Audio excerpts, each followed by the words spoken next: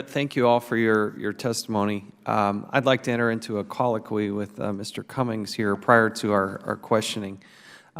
We had good word from the Department of Justice just within the last 24 hours that they would allow myself and Mr. Cummings,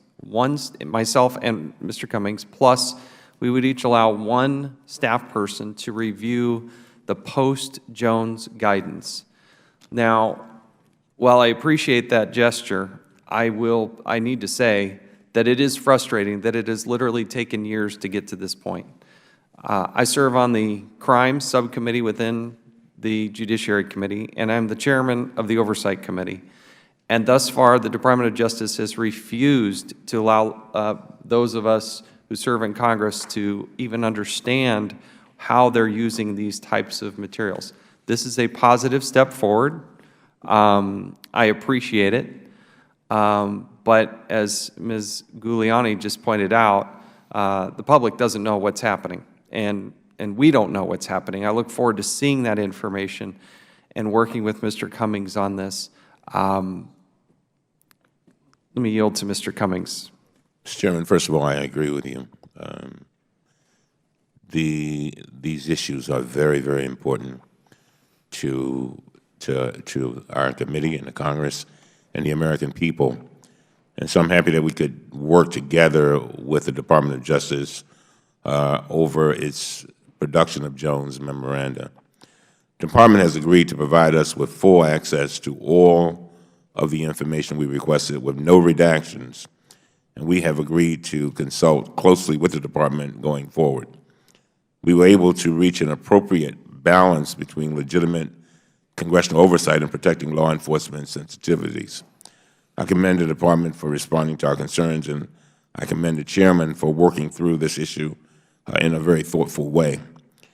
We did this in a bipartisan manner, and I hope that we can continue this approach on other information requests important to this committee. Congressional oversight is a critical function, and we have to have the cooperation of entities subject to our oversight, whether that is in the public or the private sector. And with that, I'll yield back. I think the gentleman, I would also want everybody to know that it's not just the Department of Justice that owns, maintains, and operates the cell phone simulators, Stingrays, whatever you want to call them. They're different brand names, different versions of the technology. For instance, the Internal Revenue Service has these machines. They've deployed these machines. How in the world is the Internal Revenue Service using this information? We don't know. So today we're going to be focused much on the Department of Justice, but there are also other parts of government. I will also credit the ACLU for the good work that they did in surveying law enforcement across the country at various levels, whether it be state, county, or municipal. There are lots of machines that are out there and available in other law enforcement situations that are not focused at the federal level at the Department of Justice. And so the use of that type of information is more pervasive than just at the federal level. And finally, I would remind members that you can go on the web and buy these machines. So don't think that this is just limited to the good guys in law enforcement.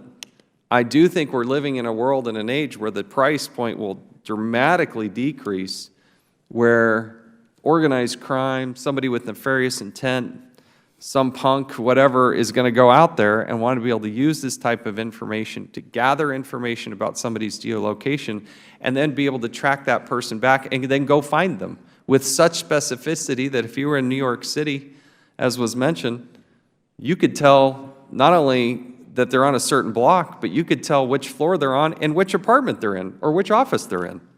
That's some pretty scary stuff. And that's something that I think we have to also consider. So with that as the backdrop, and I appreciate the colloquy, let's go to the questions.